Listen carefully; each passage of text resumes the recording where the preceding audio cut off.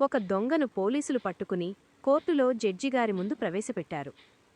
ఆ దొంగ ఒక ఇంట్లో ఎవరికీ దొరక్కుండా చాలా తెలివిగా శబ్దం చేయకుండా బీరువా తెరిచి దొంగతనం చేశాడు. జడ్జిగారు దొంగను చూసి సీరియస్గా అన్నారు, భగవద్గీత మీద ప్రమాణం చేసి అంతా నిజమే చెబుతాను, అబద్ధం చెప్పను అని ప్రమాణం చేయి. దొంగ భగవద్గీత మీద ప్రమాణం చేస్తాడు. తరువాత జడ్జి అడిగారు, ఏరా, నువ్వు ఆ ఇంట్లో దొంగతనం చేసిన మాట వాస్తవమేనా? దొంగ చాలా వినయంగా చేతులు కట్టుకుని, అవును జడ్జిగారు, నేనే చేశాను.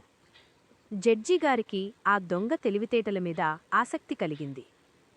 అంత పకడ్బందీగా ఉన్న ఆ జర్మన్ లాకర్ని నువ్వు ఒక్కడివే ఎలా తెరిచావు? ఆ టెక్నిక్ ఏంటో కాస్త మాకు చెప్పు అని అడిగారు.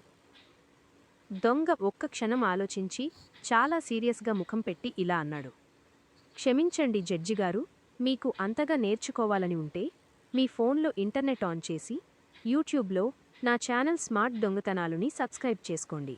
బెల్ ఐకాన్ నొక్కడం మర్చిపోకండి. అక్కడ లాకర్లు ఎలా తెరవాలో స్టెప్ బై స్టెప్ వీడియోలు పెట్టాను. కావాలంటే లింక్ వాట్సాప్ చేస్తా, చూసి మీరే నేర్చుకోండి. అంతేగాని ఇలా కోర్టులో జడ్జి కుర్చీలో కూర్చుని ఫ్రీగా నా టెక్నిక్లు లాగేసి నా పొట్ట కొట్టకండి. దొంగ చెప్పిన ఈ డిజిటల్ ఆన్సర్ విన్న జడ్జిగారితో సహా కోర్టులో ఉన్నవాళ్లంతా పగలబడి నవ్వారు.